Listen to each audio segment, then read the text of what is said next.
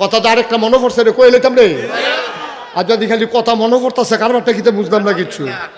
কই লাইতা ওই যে তুফানের কথা কইসলা, আমরা তারা দেখবা তুফান আইলে আজান দেয়, পরে পরে ঘরটা লইয়া পড়তো স্যার, এর ভিতরে দিয়া বেরিয়ে কয় কিতা কইতাম রে, আজান দিতে পারেন না আপনি?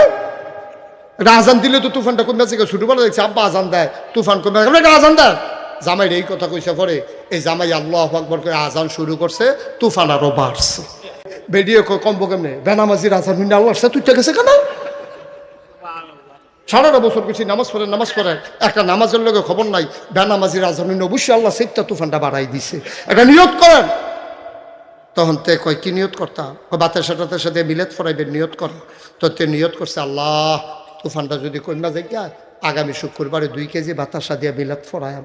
তুফানে আরো জোরে যারা দিছে, কয় এত কম দিয়ে কইছেন কিতে, একটু বাড়াইয়া কইতেন পারেন না আপনি?